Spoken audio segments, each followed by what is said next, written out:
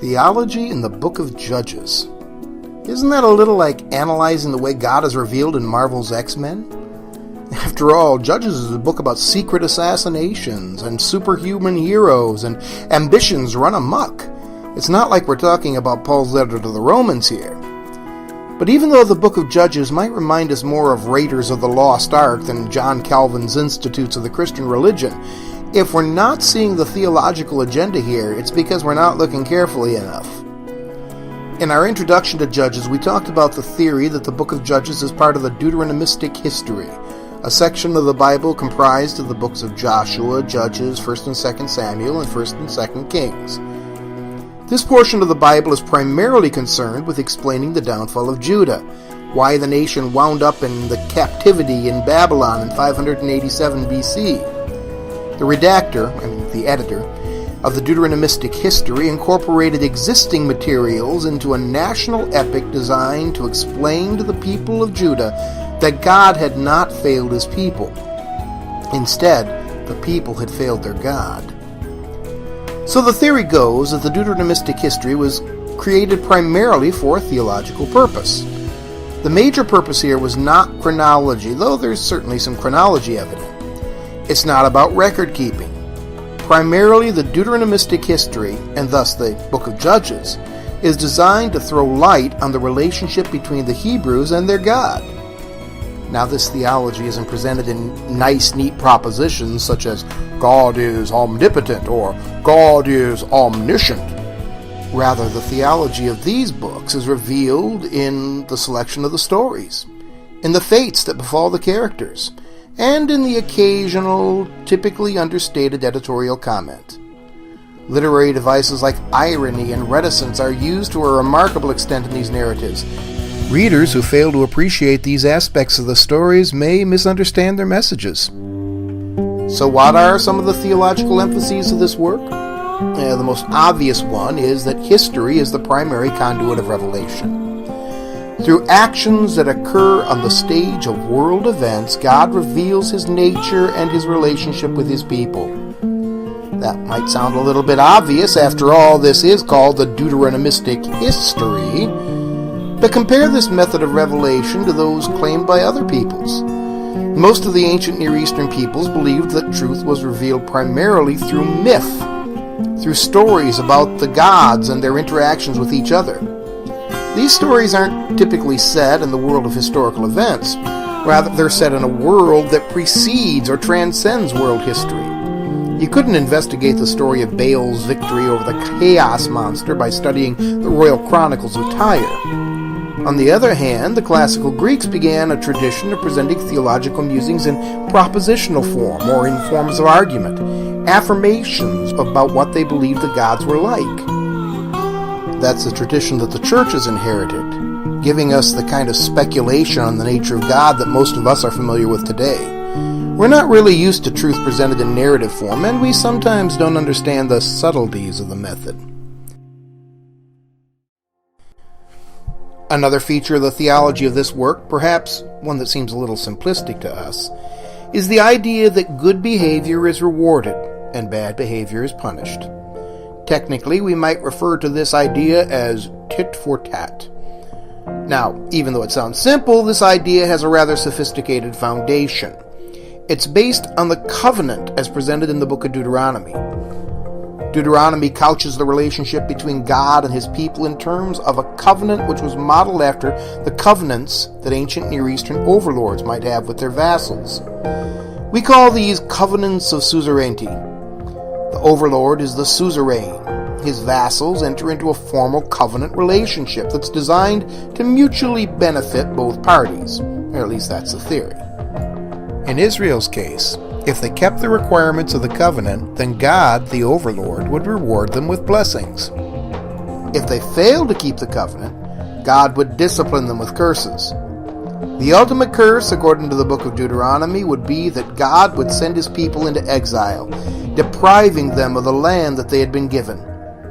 In the books of Joshua through 2 Kings, we see that the theological premise here has been acted out in Israel's history. And yet, on the other hand, there's another emphasis which balances out this tit-for-tat notion, and that is the emphasis on mercy or on grace. God repeatedly chooses to be patient with his people, to not give them the curses that they've earned, so that when the final blow falls, it's because it's really well-deserved. Another emphasis of the Deuteronomist, only hinted at in the book of Judges, is a generally positive view of kingship as an institution. Now, of course, when the Israelites demanded a king in the beginning of 1 Samuel, it looks as though God takes that request as a demonstration of faithlessness. But on the other hand, the book of Deuteronomy does predict that Israel will eventually have kings, and it doesn't seem to have any problem with that idea. Furthermore, the book of Judges concludes with an observation that Israel's lack of discipline can be attributed to the fact that it has no king. So we're probably better off concluding that it isn't kingship per se that God rejects in 1 Samuel 8, 6-9, but rather the attitude that the Israelites consistently demonstrate in refusing to trust God's leadership. Now, as a corollary to the Deuteronomist's ideas about kingship, we need to add that our editor had a special appreciation for the dynasty of King David. According to the Deuteronomist, God entered into a special covenant relationship with David, promising to establish his lineage perpetually. In spite of numerous character flaws and major malfeasances, the Deuteronomist measures all of the succeeding kings of Israel according to the standard established by King David. According to our editor, that's a standard of single-minded devotion to the Lord, while rejecting the pagan gods of the neighboring lands. But of course, that's an idea that won't arise until well after the book of Judges. We do, however, see all the other Deuteronomistic emphases displayed here. Theology, and yes, there's much theology in Judges, is revealed through both divine and human actions. God's responses to his people's disobedience lay a foundation for the notion of tough grace that we'll see more fully explicated in the prophets and in the New Testament. The failure of the charismatic leaders to keep order and promote righteousness in the land foreshadows the establishment of the Israelite monarchy, the Deuteronomists' preferred system of government.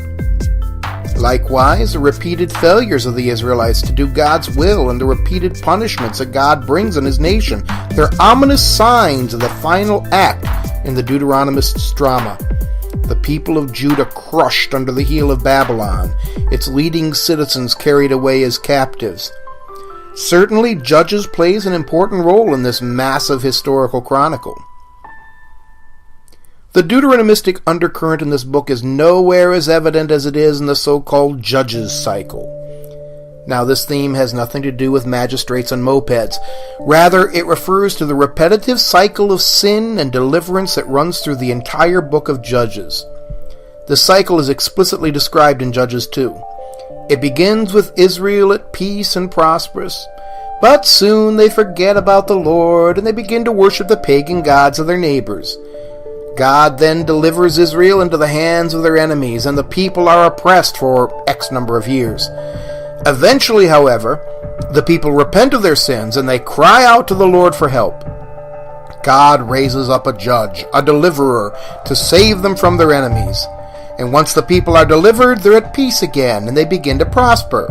And that causes the whole cycle to start all over again. A few interesting points to note about this pattern. First of all, in the book of Judges, it isn't really so much a cycle as a spiral, a downward spiral.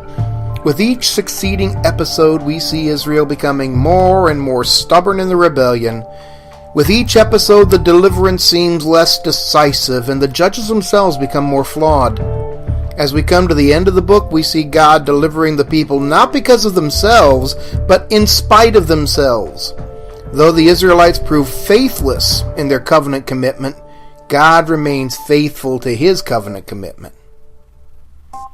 Now, in addition to the Deuteronomistic ideas, there are also some theological emphases that are especially characteristic of this particular book. First, the idea of the responsibility of election.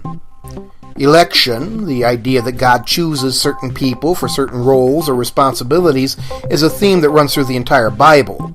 Israel enjoys a special relationship with God not because they earned it, but because God chose them. But because God chose them, they have some obligations to God. Obligations to worship only the Lord and to keep His commandments. In the book of Judges, the theme of election emerges once again, on two levels. Once again, God chooses certain people, sometimes very unlikely people, for a special relationship with Him and a special task of delivering the nation. These individuals are given a great deal of responsibility for the welfare of God's people. But on another level, these people epitomize the nation itself. Through their election and their responses to that call of God, they mirror the call of the nation Israel and the responsibilities of the entire people to be true to their covenant relationship with God. There's another parallelism central to this book as well.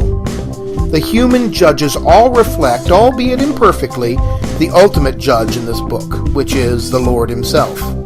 The human judges should be establishing justice among the Israelite people, but ultimately it is the Lord Himself who brings justice. The judges should be disciplining people who act wickedly, and once again the Lord serves as the perfect example. He is continually calling His people to task, as well as bringing judgment on their oppressors. And of course, the judges in this book are also deliverers, raised up by God to rescue the people from their persecutors. But ultimately, it is God who rescues the people. He is the power behind the judges, the unseen force that really provides the victories. Another side of the theological coin in Judges is the nature of humanity. To put it succinctly, we stink. Judges shows humanity at its worst. What happens when there's a void in leadership and the people refuse to listen to the voice of God? According to the book of Judges, when the people are left to their own devices, they choose the wrong. They cast off restraint, they engage in violence and immorality.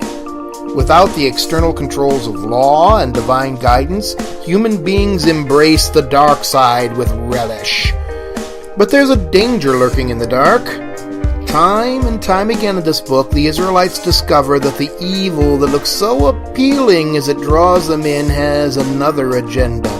The seductress becomes the oppressor, enticing and then enslaving the people of God.